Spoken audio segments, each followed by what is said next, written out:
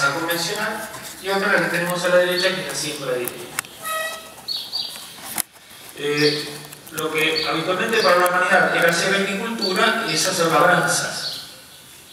El viejo arado de mancera que se utilizaba hace 5.000 años en Egipto, en Babilonia, a los nuevos equipos para labrar la tierra, todos, y para la mayoría de la gente en el mundo, hacen cultivos sin labrar la tierra. De distintas formas, con arado, con disco, con... ¿Se escucha bien en el fondo? Bien.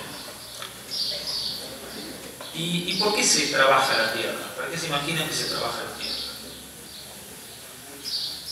Pues básicamente para preparar la cama de siembra que permita colocar la semilla y permita que la semilla desarrolle la radícula, la raíz y se forme un cultivo, para hacer un control de plagas y animales, o sea, de malezas. Uno no puede sembrar un cultivo sin el lote de malezas, y también para favorecer la mineralización del suelo, es decir, mineralizar materia orgánica para producir nutrientes.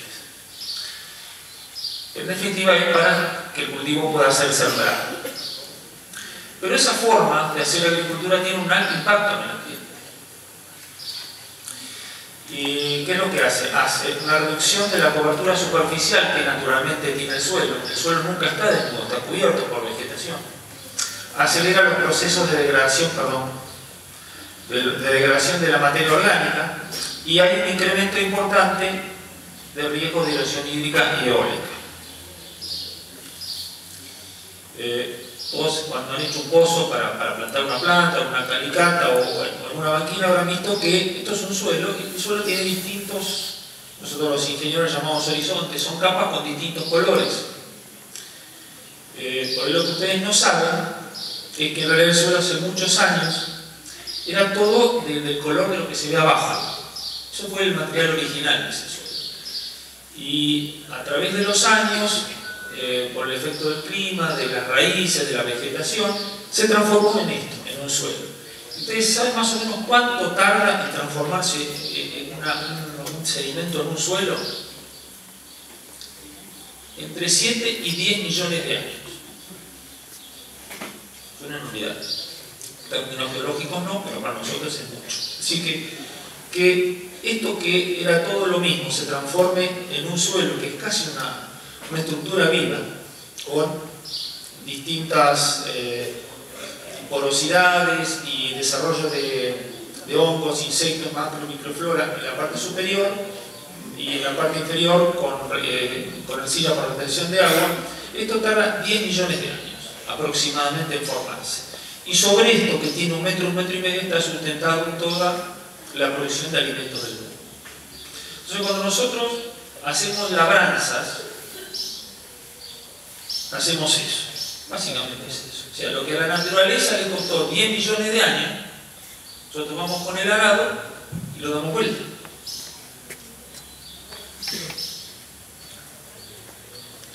Entonces, al alterar la estructura de ese suelo que naturalmente tenía, empiezan a romperse los poros que había naturalmente para que el agua entre, para que el agua y el aire entre.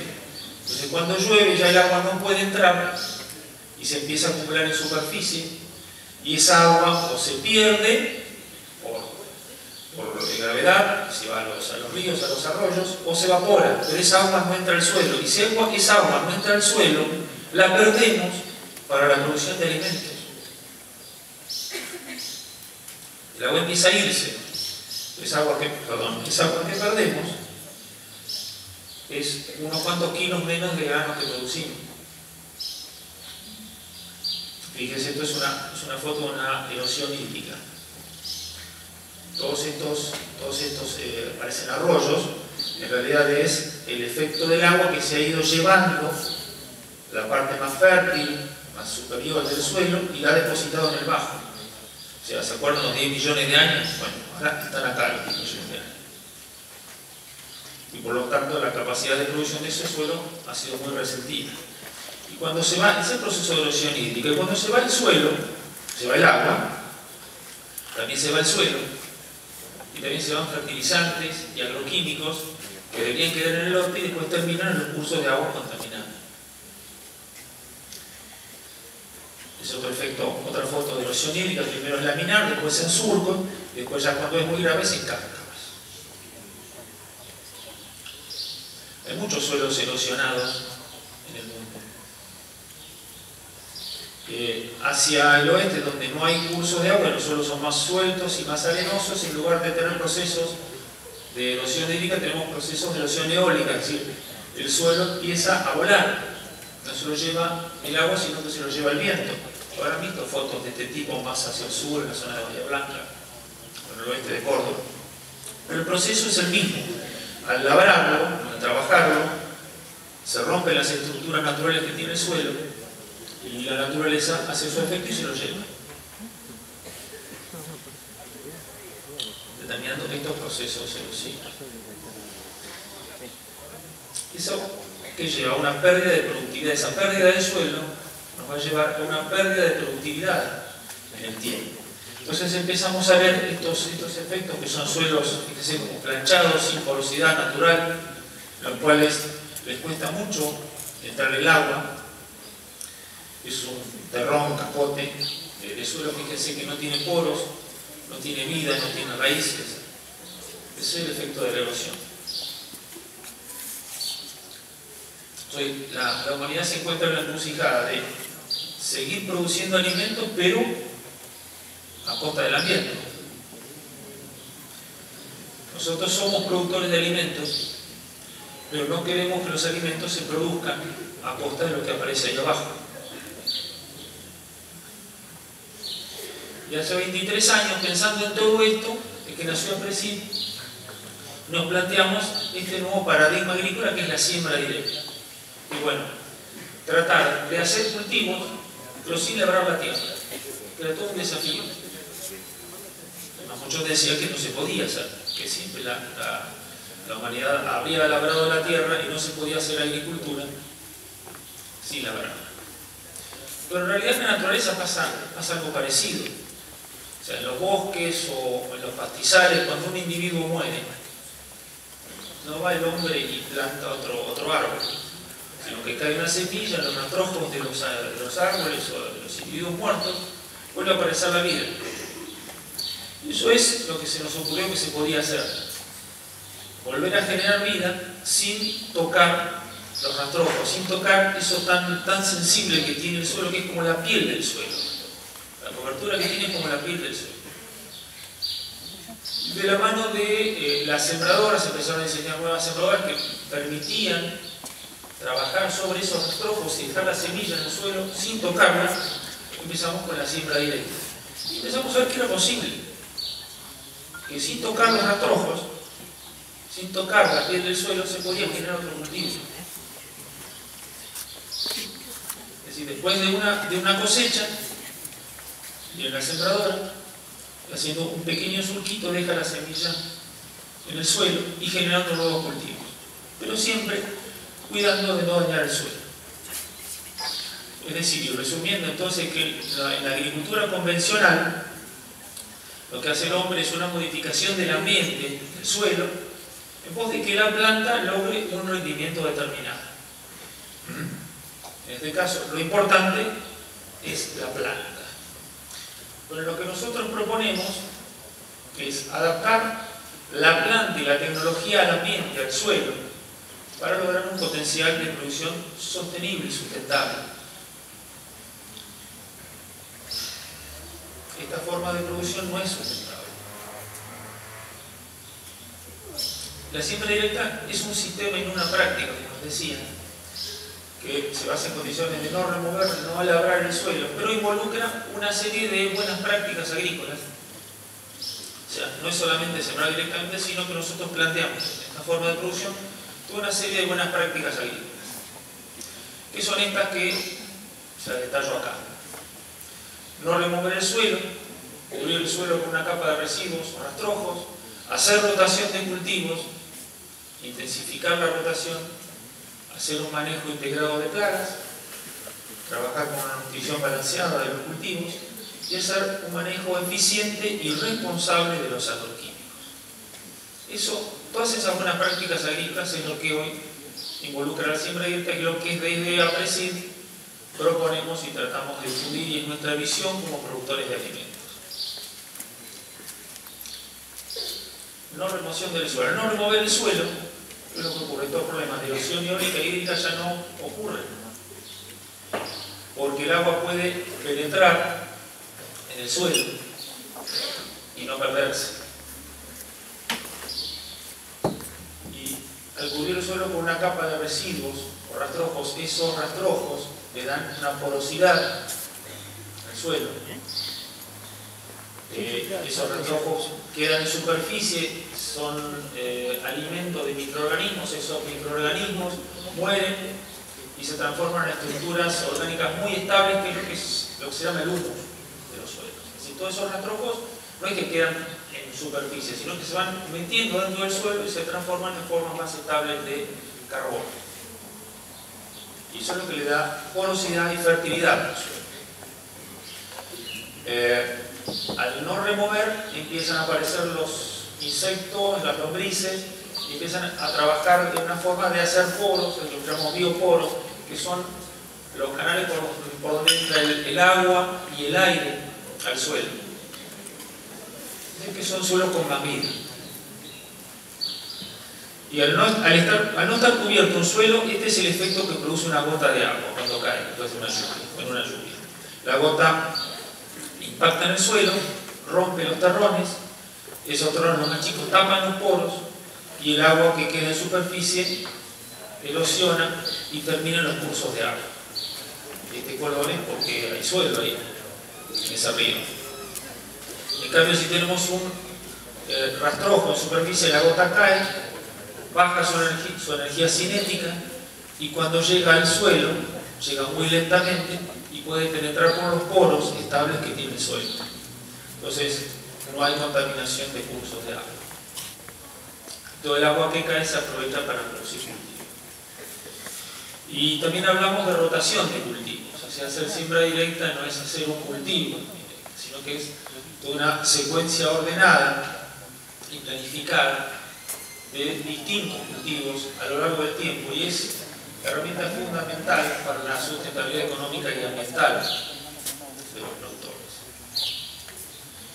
Y se pueden hacer todos los cultivos que a ustedes se les ocurra, en directa por supuesto, pero siempre cambiando, rotando, teniendo una estrategia que nos permita acumular cada vez más rastrojos en superficie, porque cuanto más rastrojos tengamos, más cubierto va a estar el suelo, menos problemas de erosión y más fértil va a ser. Cuando rotamos cultivos, no nos debemos olvidar que también rotamos raíces. Las raíces exploran de distintas maneras el suelo y consumen distintos nutrientes. Entonces es una forma también de hacer eficiente la utilización del mismo suelo. Y lo que es intensificación de la rotación es, mientras haya posibilidades de tener radiación y humedad en un suelo, siempre tener un cultivo trabajando ahí. Y ese cultivo lo que va a hacer eso, va a ser raíces. ¿Sí? Estas raíces son carbono, materia orgánica, que queda en el suelo.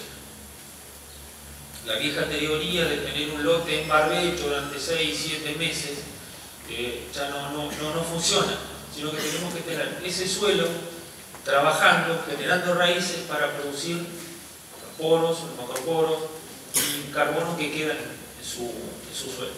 Fíjense, imagínense, cuando todas esas raíces mueren y se descomponen, la cantidad de carbono y de poros que quedan en el suelo.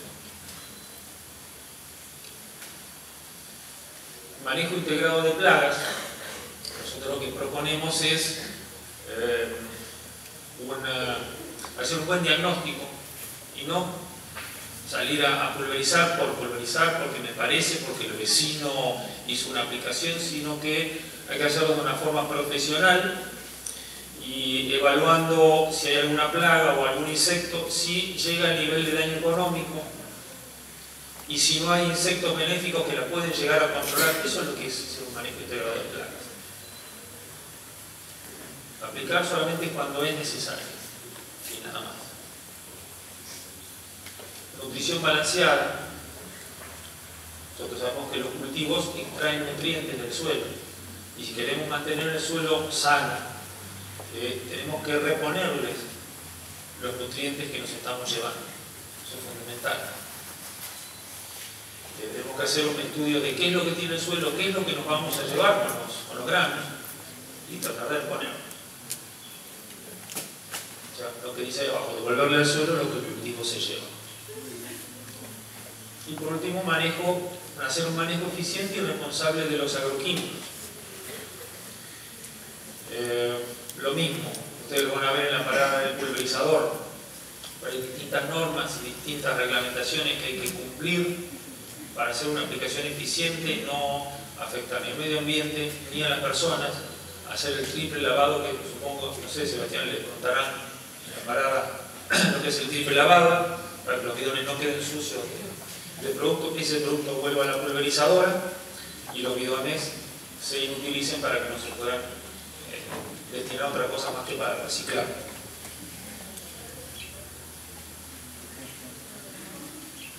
Bueno, y a ver, ¿cómo estamos parados nosotros en Argentina respecto a la siembra directa en el mundo?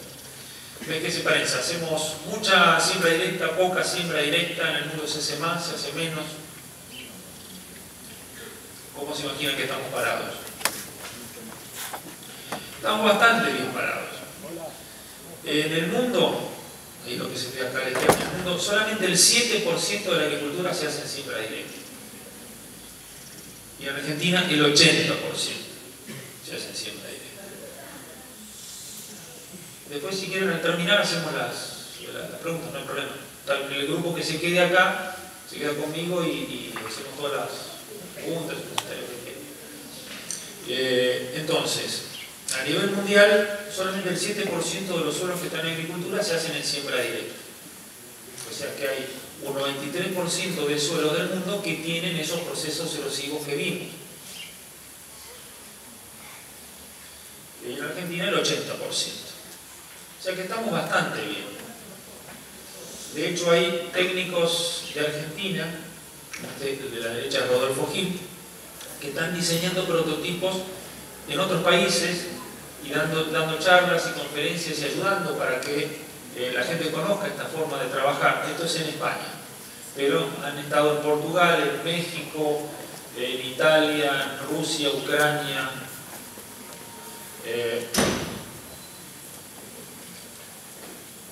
Fíjense que están sembrando haciendo siembra directa sobre la nieve.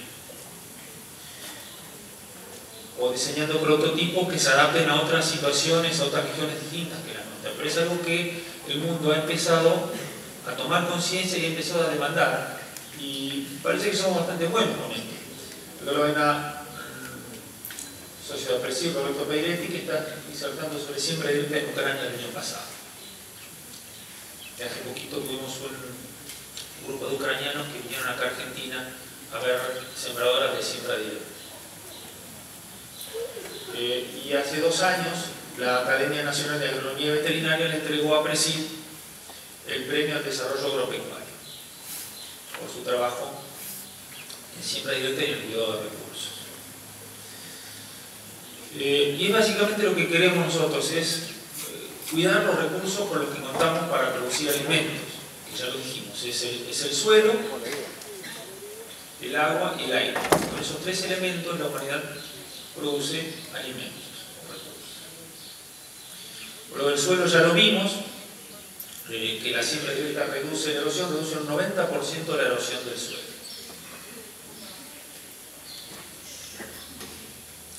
Pero vamos a ver cómo nos mejora, nos hace más eficientes en el uso del agua la siembra directa. El agua es un recurso bastante escaso y el mundo está tratando de ser muy eficiente en el uso del mismo y de ahorrar agua. Nosotros sabemos que hay mucha agua en la tierra, pero el 97% es agua salada, o sea que no está disponible, salvo que se desalinice para hacer alimentos. Y tenemos nada más que el 2,7% de agua dulce, pero de esa agua dulce el 2% es hielo y el 0,6% es subterránea no disponible para los cultivos. Entonces empezamos a tener de todo esto en en realidad contamos para producir alimentos con la humedad del suelo, que es el 0,005%, con el vapor, es decir, las nubes y lo que está en atmósfera y que va a llover, lo vamos a poder aprovechar para los cultivos, que es el 0,01%. Hay algo en los lagos, que se puede utilizar para regar, y hay algo en los ríos. O sea que en realidad, si bien hay mucha agua en el planeta Tierra, hay muy poquito con la cual los agricultores, los productores de alimentos, contamos para producir alimentos. Por eso la importancia de ser muy eficientes en usar esa agua. ¿Y ustedes qué se imaginan en cuanto al consumo del agua? ¿Quién gasta más agua? ¿La industria, las ciudades, la agricultura? Las ciudades. Vamos a ver. Esto es como está en el mundo, pero fíjense en el hemisferio sur, el 70, 80, el 81, así, entre el 70 y el 80% del agua lo utilizan los productores agropecuarios. Y en Argentina mucho más todavía. La producción de alimentos se consume el 84% del agua. La industria el 7% y el doméstico en las ciudades el 9%. O sea, de ahí la importancia de que nosotros, que somos los que usamos la mayor cantidad del agua disponible, seamos eficientes en usarla. Pues si hay poca, la sociedad nos tiene que decir, muchachos, úsenla bien. No la dilapiden nadando, disqueando o perdiendo agua por evaporación o por erosión. Úsenla bien. ¿Cuánta agua consume una persona por día?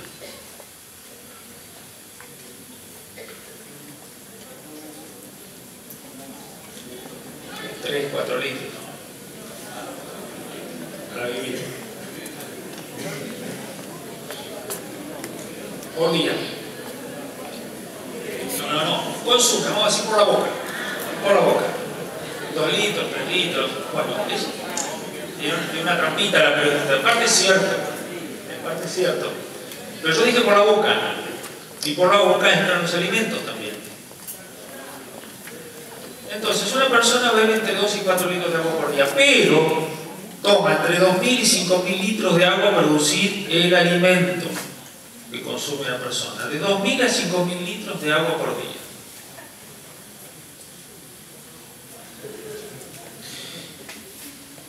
Y dice la FAO, el día que realmente haya escasez de agua, vamos a morir de hambre y no de sed.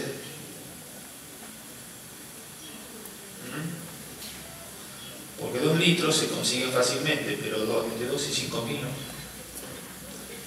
Por eso los agricultores o los productores de alimentos tenemos que ser eficientes en el uso del agua.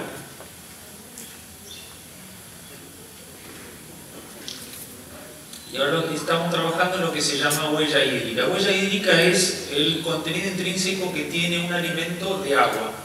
El agua que se gastó en producirlo, a ese cultivo, a ese alimento, más el agua gastada en el proceso industrial que requiere. Entonces, ya tenemos que, por ejemplo, una camisa de algodón cuesta 2.900 litros de agua, o 1 kilo de azúcar 1.500, pero fíjense lo que cuesta 1 kilo de carne, 15.000 litros de agua. La colita de cuadril que nos comemos hecha al horno, 15.000 litros de agua.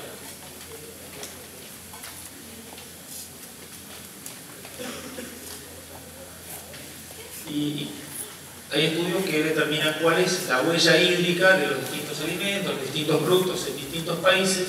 Y acá es un solo ejemplo donde está comparada la huella hídrica de distintos cultivos en distintos países. Argentina la barrita azul, y verán que siempre está más abajo que los demás. ¿Y por qué se imaginan qué es eso?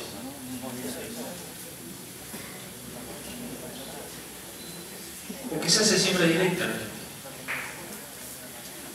Entonces se gasta menos agua para producir la misma cantidad de alimentos, porque se pierde menos agua en otros países. La siembra directa reduce el 70% de la evaporación. Entonces, el agua que cae y que se puede evaporar, la siembra directa reduce un 70% de su evaporación, por lo tanto es agua que queda para producir cultivo. Y fíjense, en esta es una simulación de qué pasaría si cae una lluvia en un lote, en directa a la izquierda o trabajado a la derecha. ¿Y qué pasa después de la lluvia? En el de siembra directa el agua penetró toda en el suelo, se aprovechó todo.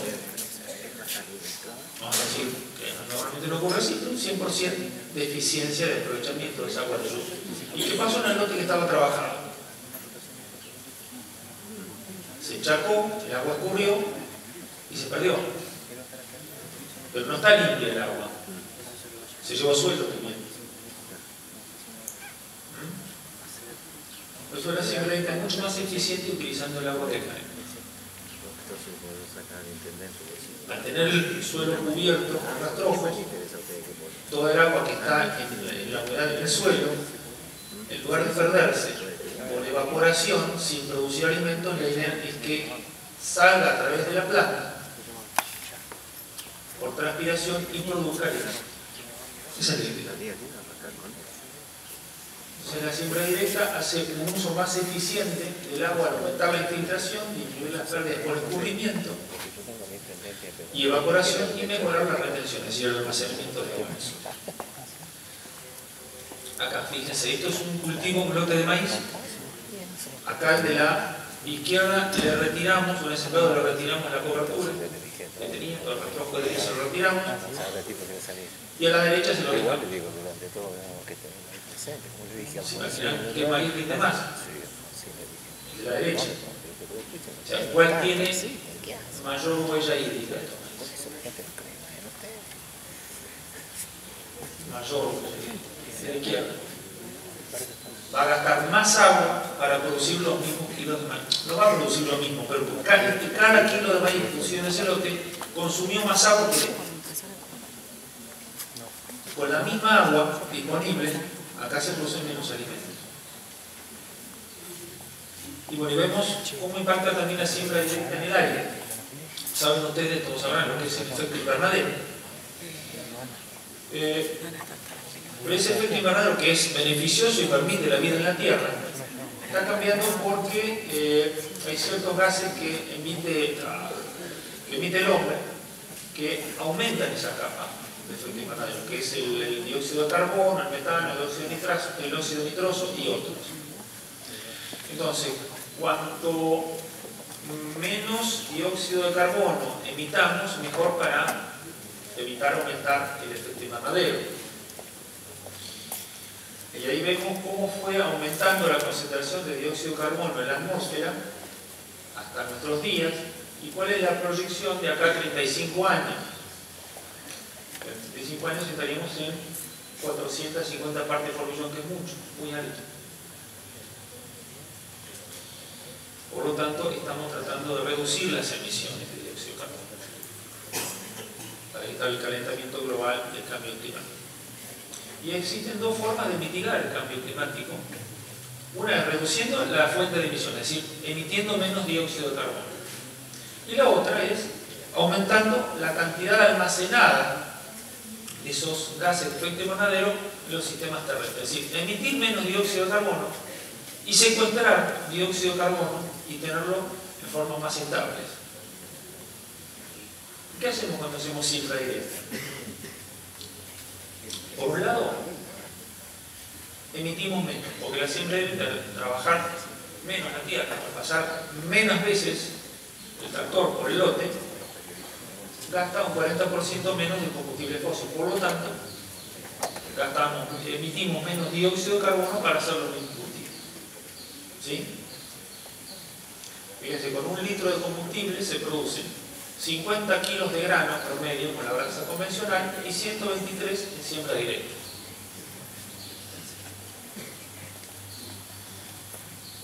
Entonces, resumiendo, los principales indicadores ambientales de lo que proponemos, la forma de agricultura que proponemos es reducir en un 90% de la erosión del suelo respecto al convencional, reducir en un 70% la evaporación de agua y representar un 40% de ahorro de combustible fósil. les voy a mostrar ahora, si puedo, si la tecnología me deja, un videito que nos resume todo esto.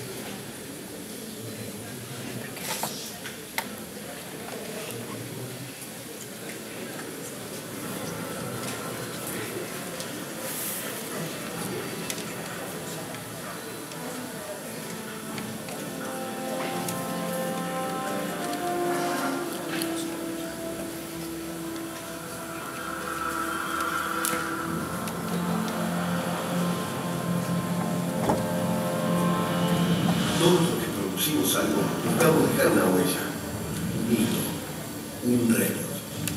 Todos trabajamos por algo más que el dinero y por alguien más que nosotros.